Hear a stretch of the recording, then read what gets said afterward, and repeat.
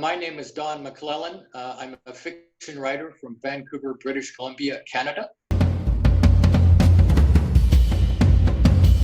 I got started in writing when I was probably when I was in university, working for the student newspaper.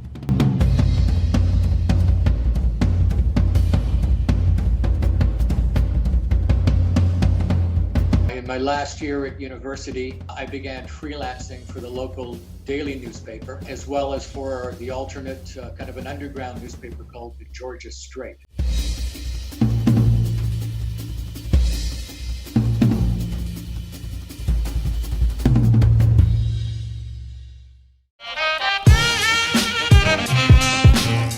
About 6 months after I graduated from university, I had an English degree, which qualified me to work in a large industrial-sized bakery. The local editor at the newspaper, the Daily Local, phoned me one day. I thought I was being pranked and offered me a job as a feature writer. And it was all downhill from there. A lot of Canada was inundated by a lot of American draft dodgers. So I remember, for example, interviewing an American draft resistor who opened a draft resistor office in Vancouver to help resettle his compatriots.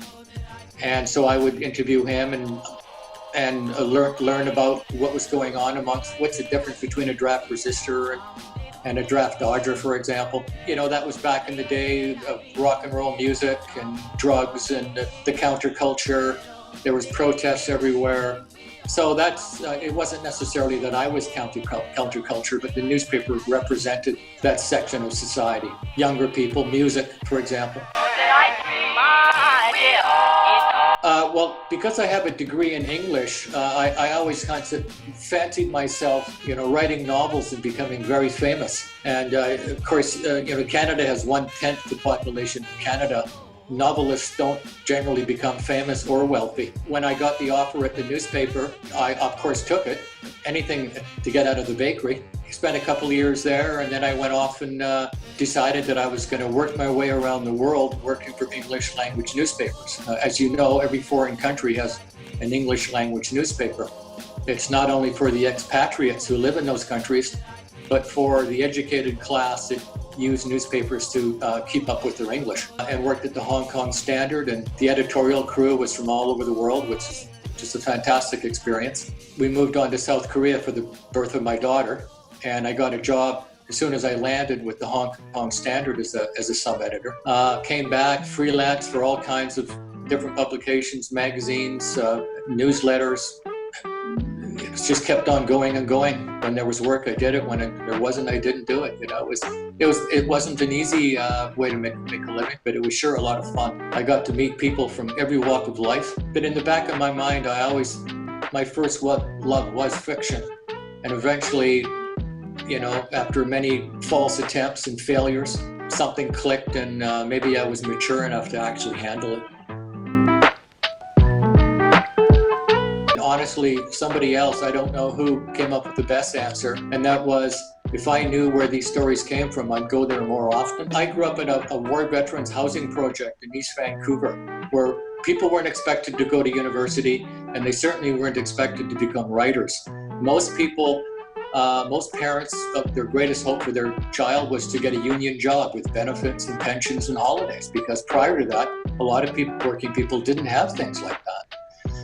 When I told my father I wanted to be a writer and go to university, I distinctly remember him rolling his eyes.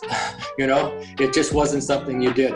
Our social democratic government came into power. They started to promote the idea, encourage working class people to go to university and to get better educated. And there was grants and bursaries to help us. And that kind of saved me. The only reason I went to university was because that happened.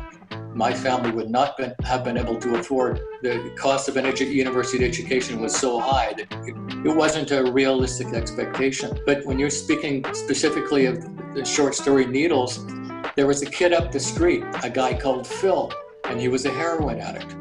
And whatever conceptions you have of what a heroin addict is, he was actually quite a nice fellow. And he kind of infected me with just an interest. It was like a great, you know, the world is a great, and current events is the greatest soap opera of all. And I kind of caught a bug. from old Phil.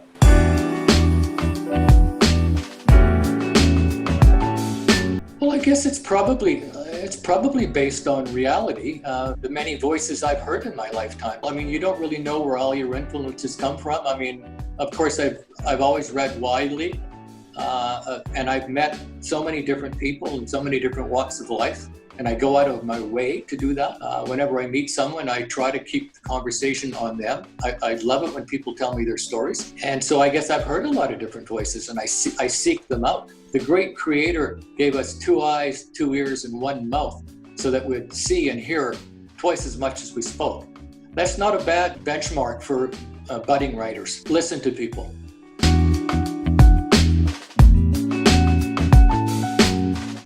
You know, the Western society, many Asians I found considered our view of the world somewhat selfish, as the individual trumped the collective. So that was one of the big lessons I learned in Asia, was the importance people put on the collective. It's great if you're an individual and you want to think your own way and do your own thing. It's great. But there's times when we should probably be letting the collective take the lead. And I think the pandemic is one of them. Living in Asia did change my way of seeing the world. I don't know how it changed a writing style, because a writing style is something that evolves. I consider myself a student of writing, and I will probably consider myself a student of writing until the day I die. So I can't say that it was the Orient that changed my style, but it definitely impacted the way I think as a human being, and that must in some way affect my writing, I would think.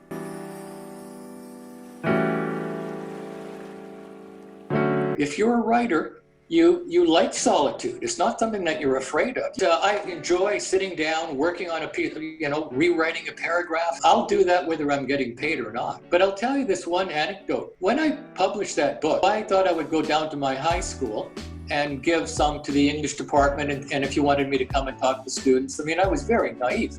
This is an East End, Vancouver high school, and the student council president was very excited, and she encouraged me to also give a copy to the English department, which I dropped off copies to them. And I never heard back. I am not a renowned writer in Canada. I am completely anonymous. And I don't mind, because I love the writing.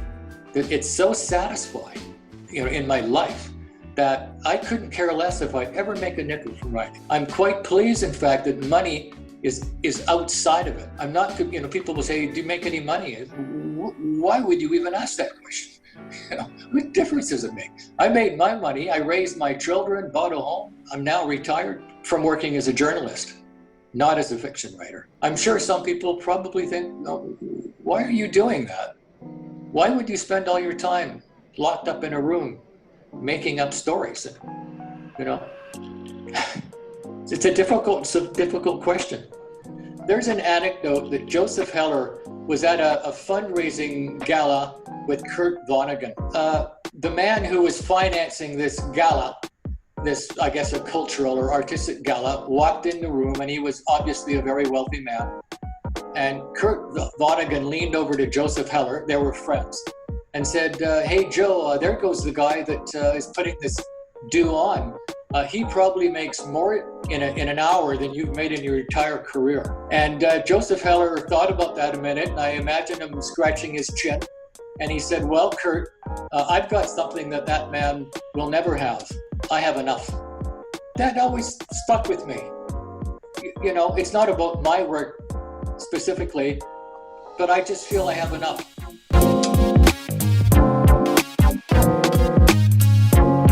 The late American writer Charles Bukowski is said to have said, people don't choose writing, writing chooses the people. And I think there's a lot of truth to that. If I'm looking back over the years in journalism and fiction, there's some people that got it and some people that don't. So for writers, I think it's really important for young students in a high school level or university level also, you've got to be really honest with yourself. Writing is a lifestyle. Are you willing to go into a room and close the door and spend hours and hours and hours every day for months, for years, for decades, and sometimes earn zero money? Do you love it that much? It's not something that happens in a year or two.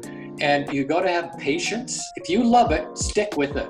Stick with it, and there's a good chance you're going to get fairly good at it. Is this really what you want, or are you just kind of swept away by the romance of it? You know, there's this romance image to writing that is untrue. It's a fairy tale. Always read. Don't get your university degree. Now that you're credentialed, oh boy, I don't have to read anymore. No, the reading is just beginning. The reading that you want to do and your exploration is just beginning.